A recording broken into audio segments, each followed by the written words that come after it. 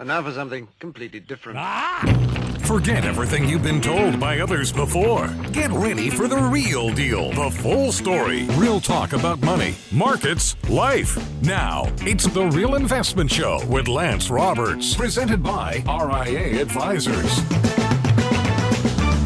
And good morning. Welcome to the Tuesday edition of, The Real Investment Show, as always, as we get this morning going. Of course, this is also the last day of the month because it's not a leap year. So, when is leap year? Is it next year? Okay, next year's leap year. I knew it was getting close. Every 4 years on even years. Yes. There's a joke in there somewhere. I just haven't found it yet.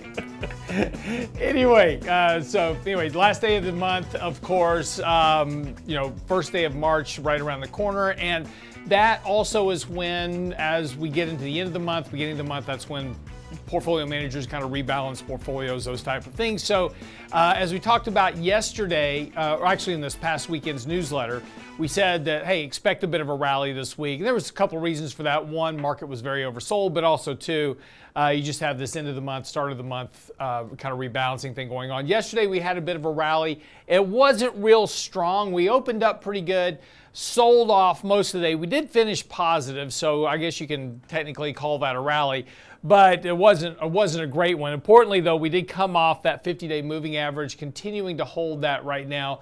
This morning, futures are pointing higher as well. Dow's up about 74 points, Nasdaq's up 41, S&P's up about 9-10 this morning. Target out, missed their estimates and guided. Their guidance also missed what was hoped for, but stock is trading higher on optimism. And again, this hope is that ideally we're going to start to see consumers pick back up. Interestingly enough, consumer confidence has been improving. So despite, all the talk about a recession and all these other things that we've had, consumer confidence has actually been improving ever since really kind of October of last year, continuing to get better optimism about better wages, better outlook for the economy, et cetera, has certainly kind of been feeding through into that optimism. Again, still, consumer confidence is at very low levels historically, but is improving. And that is part and parcel of that easing of monetary conditions. And again, not surprising that sentiment's improving, considering you've had a fairly nice rally in the markets. The worst of the bear market of last year that everybody was talking about, even though it was actually never a bear market, certainly seems to be over. That's what most people think right now. The worst is behind us.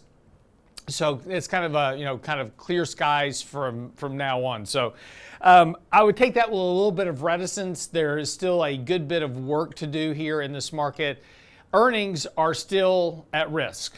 And this is the big challenge that's going to be coming out really kind of for the markets over the next few months. A couple of ways to look at earnings and where we are right now. First of all, earnings risk premium is at the lowest level since the financial crisis. And so when you take a look, for example, at the earnings risk premium or the earnings yield, you take a look at the treasury yield, and you're going, you know what? I can get 4.5% on treasury bonds right now versus I'm just kind of throwing some numbers out at you, but versus a 4.5% yield in equities.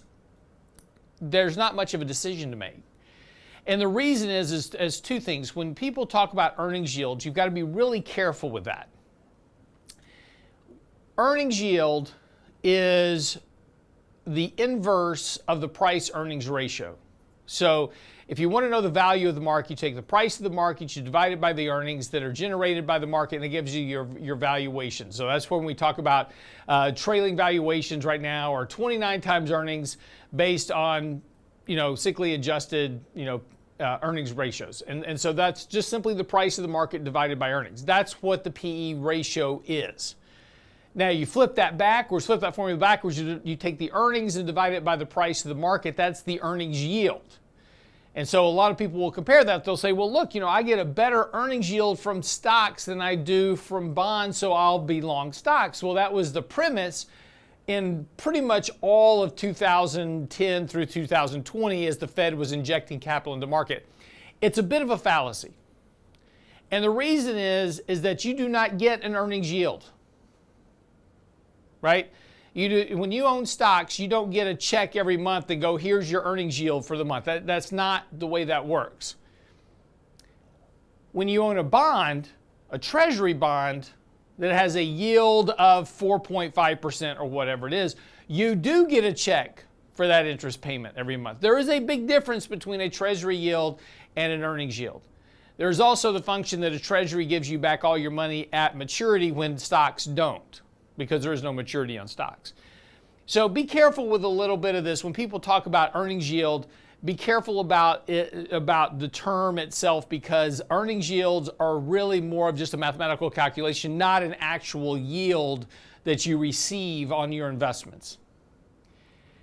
But the point is if I'm comparing risk, and again, let's go back to that example, I'm getting the same yield theoretically, earnings yield versus treasury yield. Which investment should you make? Well, the easy answer is treasuries, because A, I get a guarantee of principal, my money will get paid back, which I don't have that guarantee with stocks. And I actually get the yield from bonds versus stocks. So again, when you start looking at very low levels of earnings risk premium where we are now, it tells you really that there's probably more risk to the market than it seems. And as we discussed previously, this year is going to be a challenge because earnings estimates are still very high. Earnings right now, the analysts, Wall Street analysts, still expect this quarter one, to be the trough in the earnings decline. Yet we still have the Fed hiking interest rates to slow the economy. We still have inflationary pressures. All of that weighing on the consumer, which is where earnings are derived from. It's hard to make the case that earnings are going to trough and things are about to start improving, unless you get a magical recovery in the economy, even as the Federal Reserve is continuing to hike rates at an accelerated pace at this point. And again, we're about to have another Fed meeting coming up in March.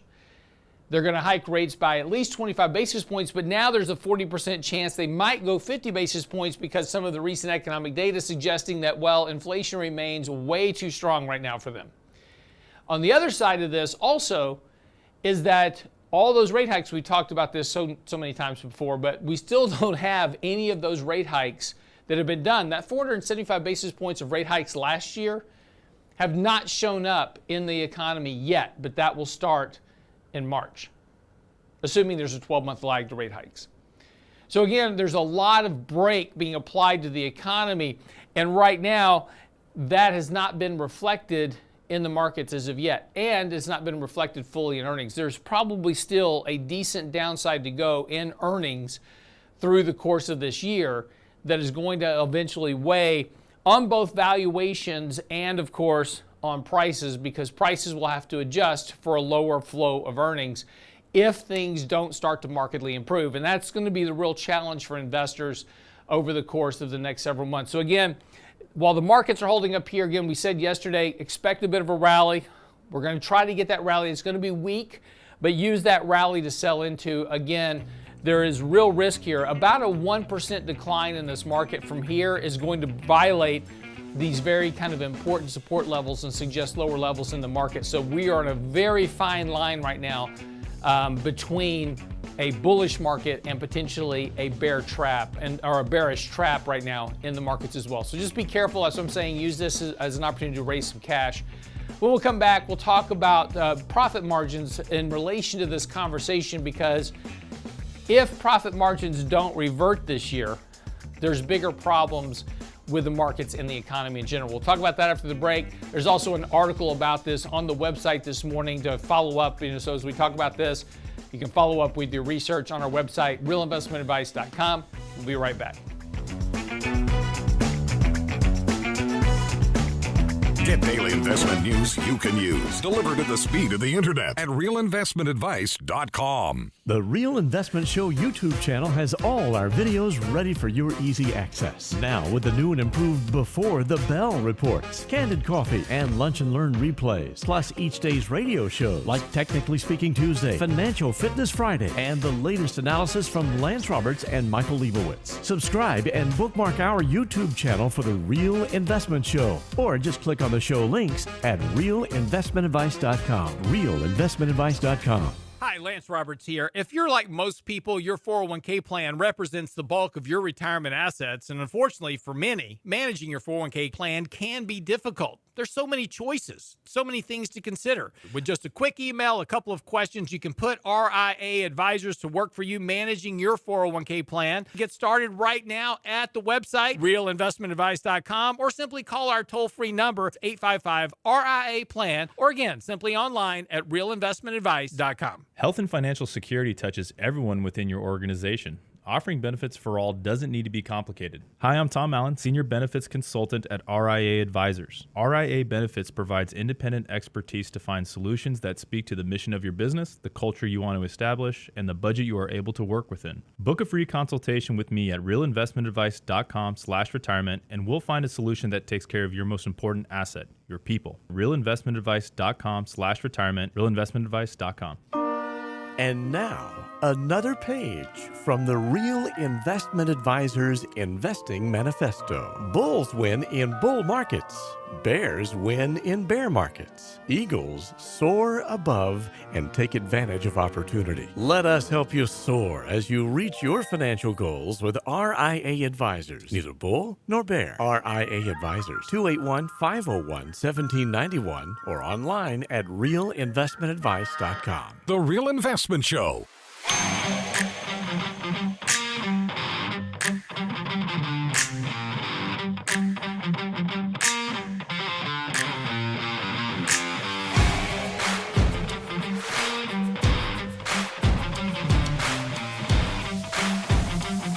And welcome back to the show this morning. It is, of course, Tuesday. It's early today. Had a hard time getting up this morning. So, talking a little bit about profits and economics and those type of exciting things this early in the morning, because grab your cup of coffee. One of the things that is going to be an interesting, and as we kind of left off with in the last segment, talking about earnings. Right now, analysts expect that earnings will have troughed this quarter, and it really doesn't take much work to kind of look around and go, okay, you still have the Fed hiking rates, you still have inflation running hot.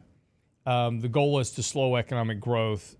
So if that's the case, 1 + 1 + 1, equals 5. It just suggests that you're going to have slower economic growth and earnings this year. So it's hard to make the case that earnings will have troughed and begin to improve by year end. It could be the case. Could be the case. Just hard to make that argument. But, one of the other kind of issues is profit margins, which are still trading at fairly high levels, very elevated levels. And a lot of that was due to this kind of conundrum of events. I wouldn't say conundrum. Collision of events would be a better term. Back in 2020, 2021. And we wrote an article about this morning. It's on our website at realinvestmentadvice.com, but just wanted to touch on it for a moment here. Profit margins don't exist in Fairyland. They are a function of earnings, revenues, right? What when I sell a product, I then pay all my cost, and then what I've left over is my net profit, right? So my profit margin. What's my profit margin? How much do I have between what it costs me to build the product and what can I sell it for? What's that difference? That's my profit margin. And that's not a hard concept to come up with. And the whole goal of capitalism is to sell something at a profit. So in 2020, 2021, it was the perfect storm for corporations to generate an accelerated level of profit. Now, immediately the media goes on the spin, is like, they're price gouging and blah, blah, blah, right? No, that's not what happened at all. There's a basic concept in economics called supply and demand. When there is a lack of supply and you have a lot of demand for a product, prices go up. Think about an auction.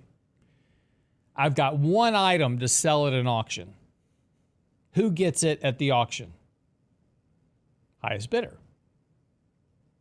Right? I have a lot of demand. I've got a room full of people all bidding on this one item that is a rare item that everybody wants. So the prices go up. Same thing in economics. If I'm a store and I've got 5 widgets to sell and I've got 100 people wanting my 5 widgets, guess what happens to the price of the widget? Goes up. Same thing in commodities, right? Everybody wants to buy gold coins, prices go up. When there's a limited supply of anything and an outstripping of demand, prices go up, supply and demand. And there's a very simple economic equation that relates to that. And if half these people in the mainstream media would ever take a basic economics course, they would understand how economics work, and you would get rid of a lot of these kind of media-driven narratives in the markets about why capitalism is broken and people are price gouging and et cetera. And that's absolutely not the case. But the reality is simply the function that, and Brandon, if you can show this chart for me, if it'll hold. This basic equation of supply and demand exists. Now leave that up here for a second because I need to walk through it. So what we're showing here, if you're driving your car, don't try to look at this on your phone. It's in the article.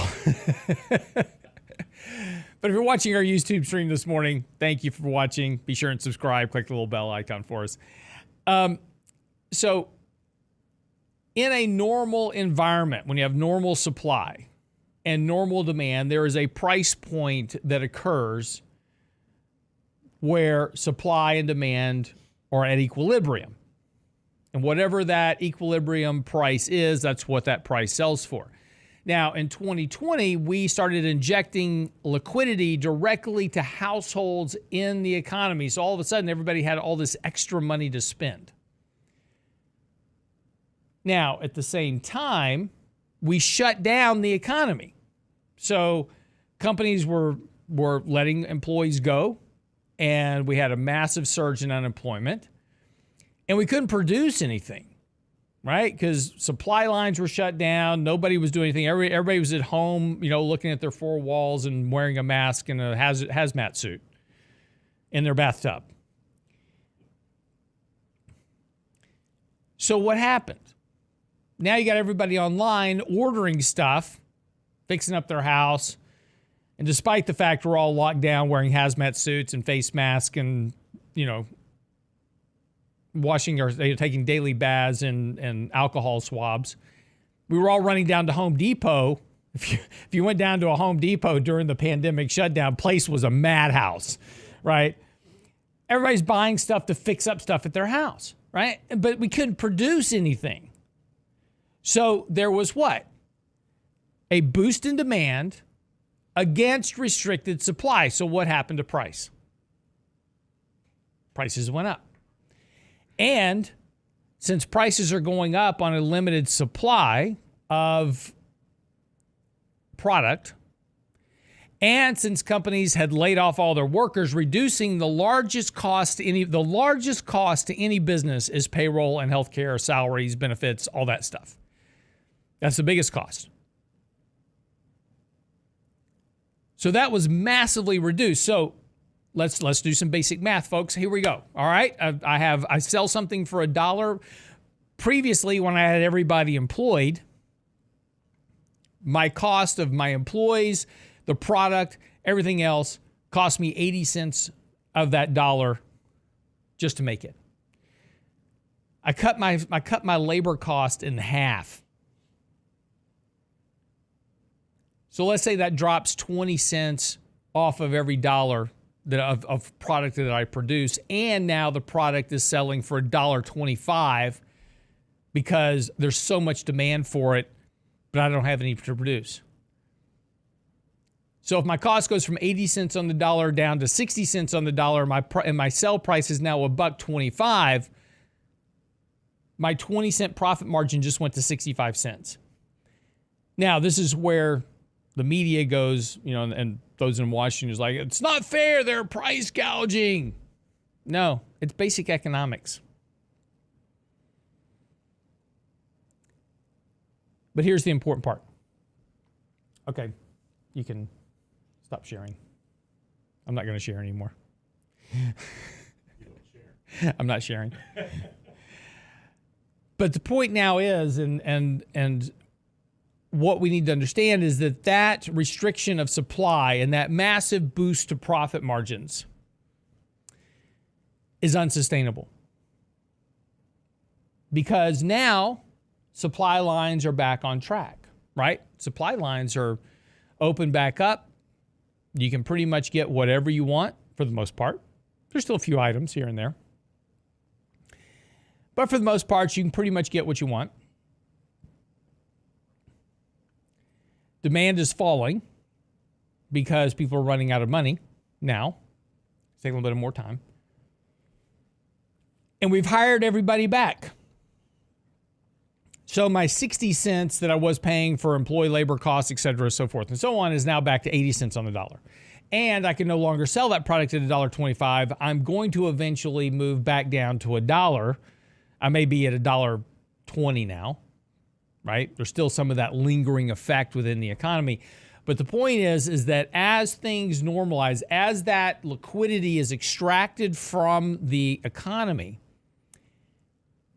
profit margins are going to contract. So these accelerated levels of earnings that we saw for companies in 2020, 2021, that accelerated growth rate of earnings is not sustainable. And that, ladies and gentlemen,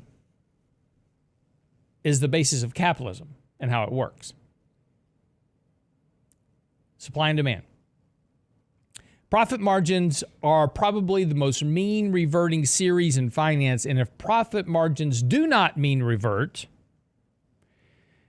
then something has gone badly wrong with capitalism. That was a statement by Jeremy Grantham, and he's absolutely correct.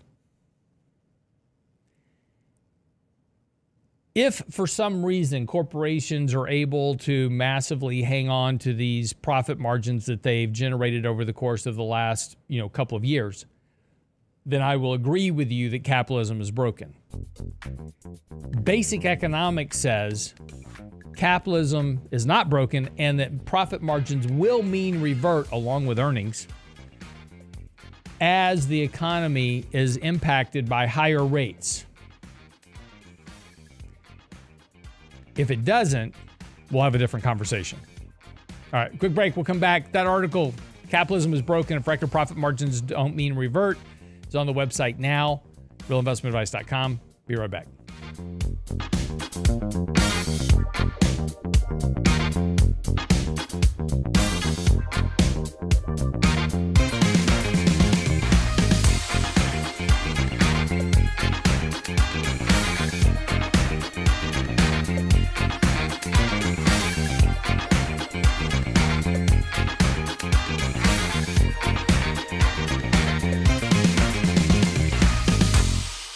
The Real Investment Advice blog. It's required reading for the informed investor. Catch it today at realinvestmentadvice.com. The Real Investment Show YouTube channel has all our videos ready for your easy access. Now with the new and improved Before the Bell reports, Candid Coffee, and Lunch and Learn replays, plus each day's radio shows like Technically Speaking Tuesday, Financial Fitness Friday, and the latest analysis from Lance Roberts and Michael Leibowitz. Subscribe and bookmark our YouTube channel for the Real Investment Show, or just click on the show links at realinvestmentadvice.com. realinvestmentadvice.com. Health and financial security touches everyone within your organization. Offering benefits for all doesn't need to be complicated. Hi, I'm Tom Allen, Senior Benefits Consultant at RIA Advisors. RIA Benefits provides independent expertise to find solutions that speak to the mission of your business, the culture you want to establish, and the budget you are able to work within. Book a free consultation with me at realinvestmentadvice.com/retirement, and we'll find a solution that takes care of your most important asset, your people. realinvestmentadvice.com/retirement, realinvestmentadvice.com. You're listening to The Real Investment Show. And now, another page from the Real Investment Advisors Investing Manifesto. A passive investment portfolio requires active risk management. It's not a choice, it's necessity. Diversification doesn't protect against risk of loss. Let us actively help you reach your financial goals with RIA Advisors. Neither bull nor bear. RIA Advisors, 281-501-1791 or online at realinvestmentadvice.com. Can't catch the whole show now? Listen to our podcast later at realinvestmentadvice.com. In the economy right now, 10.8 million men have advanced degrees. Pretty good. 11.9 million women have advanced degrees. Grad school is a great place to meet the ladies. It's the new nightclub. Hey, baby, what's your major? The Real Investment Show podcast. Same show, your schedule. My wife actually has advanced degrees. She's very smart. She has advanced degrees in both the memory of everything I ever did wrong and always being right. In 1999, a parafiduciary group of financial advisors were busted by corporate giants for trying to operate in their clients' best interest. These men promptly escaped from a high-cost margin environment to the Houston Energy Corridor. Today, still excoriated by their former employers, they survive as protectors of others' fortunes. If you have a problem about preserving capital, if no one else can help, and you can find them right here, maybe you should hire the RIA team. Real Investment Show podcasts are now available from Stitcher Smart Radio at Stitcher.com. Hi, Lance Roberts here. If you're like most people, your 401k plan represents the bulk of your retirement assets. And unfortunately for many, managing your 401k plan can be difficult. There's so many choices, so many things to consider. With just a quick email, a couple of questions, you can put RIA Advisors to work for you managing your 401k plan. It's a quick and easy application. Just simply click Ask a Question at realinvestmentadvice.com or give us a call at 855-RIA-PLAN. That's realinvestmentadvice.com. The Real Investment Show YouTube channel has all our videos ready for your easy access. Now with the new and improved Before the Bell report, Candid Coffee, and Lunch and Learn replays, plus each day's radio show. Subscribe and bookmark our YouTube channel or just click on the show links at realinvestmentadvice.com. You're listening to The Real Investment Show.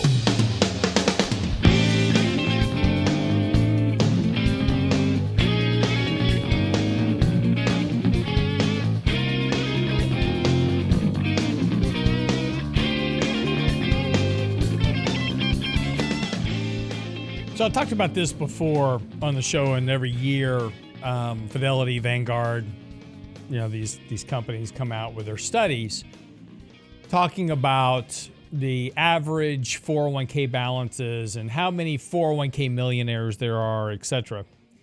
And it was interesting because last year there were 299,000 401k millionaires, according to the study, which was a 32% drop from the previous year when there were 442,000 millionaires, which means that there was a whole bunch of people right on the cusp of having $1 million in their 401k plan. And the average, according to Fidelity, the average account lost 23% in 2022. Now, what's interesting about that is the market was only down about 19%. So despite the fact that these individuals are in basically mutual funds for the most part, they lost more money than the market. But again, what we saw was this drop, big drop in the number of people that were right on the cusp of having $1 million. They don't have that anymore. But this really goes to a bigger issue of when you hear those numbers, you're like, wow, right? 229,000 people. Okay, what percentage of workers is that? It's about 1%. So when we talk about the top 1% of income earners, the top 1% of the wealthy, the top 1% of this, that, blah, blah, blah, it's the same thing in 401k plans. About 1% of the population has $1 million in their 401k plan. the average balance last year was running a lot lower, like a whole lot lower. And something we've talked about before is that, we talk about this group of people that are going to move into retirement, and they are not prepared for retirement financially. And this is why we talk about the issues with Social Security and Medicare, Medicaid, and the issue you've only got less than 2 people paying into the system for every person taking out, and we've expanded benefits and all these type of things, but yet there's such a huge dependency on those welfare systems that it's something you can't really, and this is why nobody wants to touch Social Security to try to fix it, because it's depended on by so many people. It's a political suicide game if you try to fix Social Security. So that's why nobody touches it. But when you look at the numbers, in quarter 4 of 2022, the average account balance for a 401k plan was about $103,000. That's the average. Median, when you strip out those millionaires, right, starts to fall into the mid 60s. So the median balance for most 401k plans runs right around $60,000, $65,000, $70,000. That's about 1 year's worth of living expenses for most people, maybe 2 if you're really modest about it. It's not a lot. And so that's why you have this dependency on welfare. And then of course, when you have a year like last year where people lose 23% of their balances, this becomes a bigger issue. For example, quarter 4 of just give you an example here. Quarter 4 of 2021, the average balance was $130,000. Quarter 4 of 2022, a year later, it's $103,000. So that's that impact of the markets. And this is why we talk so specifically, for most people, not you, because you're listening to if you're listening to a financial talk show at 6:38 in the morning, you probably have some money invested in the markets and you're concerned about it. Otherwise, you wouldn't listen to a financial talk show because it's boring. I mean, come on. Of course, the music's not that good anymore either. So, yeah. The new music today, I'm getting to be more like my father every day. It's like, the music you kids listen to today, Oh, but that's not what we play here. Well, I know. I'm not saying the music here. Oh, okay. All right. Yeah. If you're listening to a financial talk show, some music. You could be listening to some good music this morning instead of listening to a financial talk show, but even the music's not that good anymore. So you're really running out of options. We try to compensate. Yeah, exactly. But the point is that, we've talked about this before about taking risk in your 401k plan. And you shouldn't do that. And let me explain to you why. If you're going to take risk, do that in an after-tax investment account. Save up some money, go trade stocks, and, try to hit the home runs. At least you can write off your losses against your gains in that account. In your 401k plan, you can't. But what people are doing in their 401k plan is they're taking on an extraordinary amount of risk to try to grow that money for retirement. And I get it, I understand it, but you really shouldn't do that. You should be much more conservative in your 401k plan because of a couple of reasons.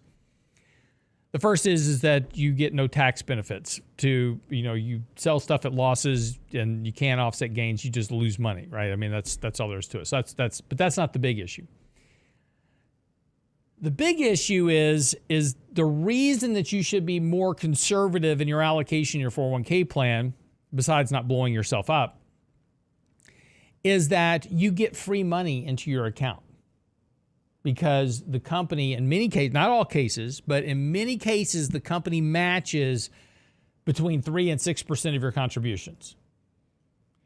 So you're getting money put into your account just because you added money. And if you go back and run the numbers, right, that's a significant amount of money over time. But if you destroy your portfolio by taking on too much risk in your 401k plan, not only are you destroying your pre-tax contributions, right? So now remember, this is money you're putting into your 401k plan pre-tax, unless it's a Roth, but let's just go with traditional 401ks. This is money you're putting in pre-tax. So you're saving tax dollars, first of all.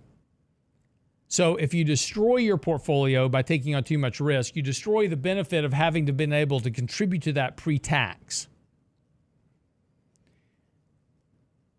But you also destroy the value of the free money you were given by the company match. So it's almost a double whammy. This is also why we say never, ever, ever, never, never, ever, ever take out a loan against your 401k plan. Because when you have to pay that back, you're paying it back with after-tax dollars. And if you destroy the value of your portfolio because of a bear market while you have that loan out, you've just really crushed the impact of your portfolio on your portfolio. So just don't ever do it. It's a bad idea. People email all the time, well, the rate's cheaper. No, it's not. Not when you start considering the fact you're paying that loan back with after-tax dollars. So the point is, be careful with your 401k plans. Treat that with kid gloves. Be super conservative. I don't care how aggressive you think you are. It doesn't matter. Be ultra conservative with your 401k plan. Protect that capital at all costs and let it grow. Don't worry about trying to grow it to make it into a big pile of money that you're going to slowly retire on. If you can't save money outside of your 401k plan, first of all, when you're looking at your cash flow structure at home, the first thing you should do right off the top before you do anything is fully fund your 401k plan every year. So take your total amounts you contribute every year, divide that by 12. That's what you put in every month, right out of your paycheck. When that paycheck comes in, you need to be saving money there as well. That's your investment dollars that you're going to invest more aggressively. Then you live on the balance. And if you can't save money, you've got a cash flow problem at home. Fix that.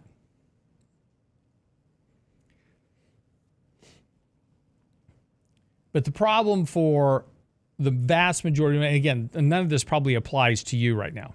Because again, if you're listening to a financial show at 6:43 in the morning, because I've been rambling now for 6 minutes since the last time I said this,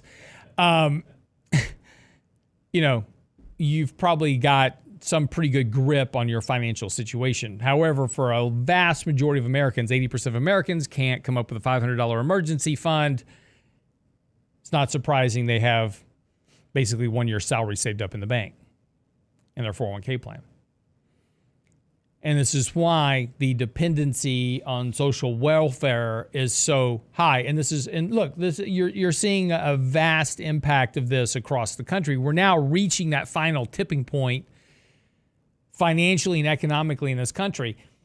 Parents are now moving back in with their kids. We talked about a couple of years ago, millennials wouldn't leave the nest, right? They wouldn't leave the house and they were living with parents. Now parents are having to move back with their kids because they can't afford it, right? Multi-generational families now becoming a thing. More and more and more. Sorry? It's the Waltons all over again. Absolutely. All right, quick break. We'll be back. Wrap up the show. Don't go away.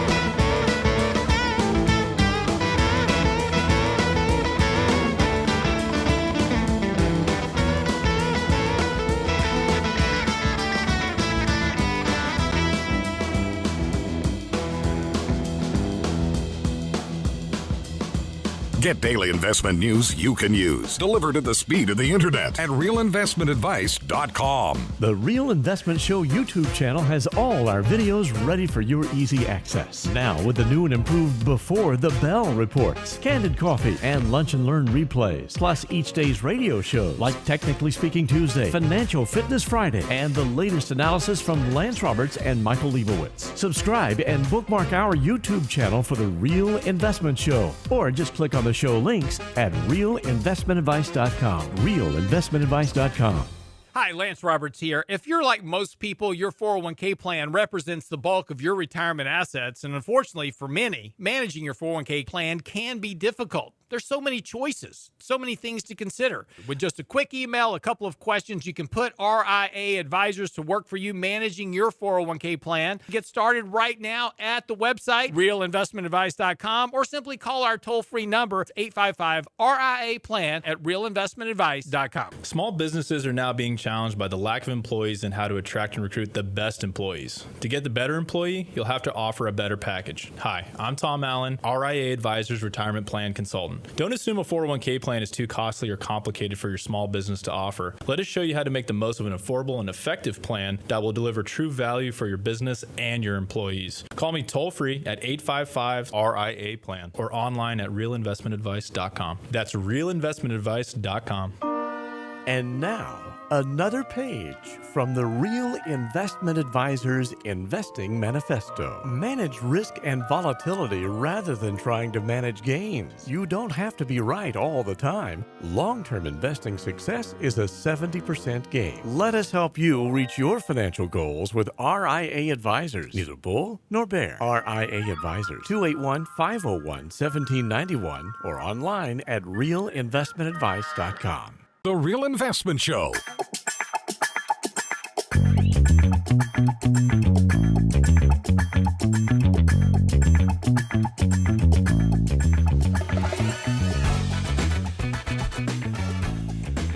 Janet Yellen is visiting Kiev, reaffirms economic support for Ukraine. Of course, she can't remember what she had for breakfast, but this woman, she's a disaster. Anyway, the U.S. is a headline this morning. The U.S. is about to be invaded. Of course, this is my wife goes regularly from being a private detective solving the Idaho murders to, now being a political analyst, and she's convinced we're about to have World War III because we're shooting down balloons.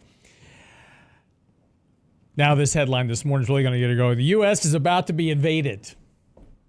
But it's not by Russia or China. It's by hordes of super pigs coming out of Canada. Yeah, you can't make this stuff up. Already beset by wild boars in the southern region. And by the way, Texas, Florida, Alabama, Georgia, all along the southern border of the United States. It's not illegals, it's boars. And they're and feral pigs are a big problem. So, I mean, if you're a farmer and, they are very disruptive and first of all, they're very dangerous, but B, they're very disruptive. They root and destroy plants and, farms, those type of things. And so regularly people will go out and again, if you want a really fun weekend, you can rent a helicopter and go fly around and shoot wild boars. But boar hunting is not just a sport, it's also a necessity because these things breed so rapidly, right? And again, they're actually here, like in Houston, up in Woodlands, kind of in Texas area, wild boars have actually started to infiltrate into residential areas as well. So, and again, they can be very dangerous. If you make one mad, they can kill you. So they are dangerous. I've had one chase me. It's not fun.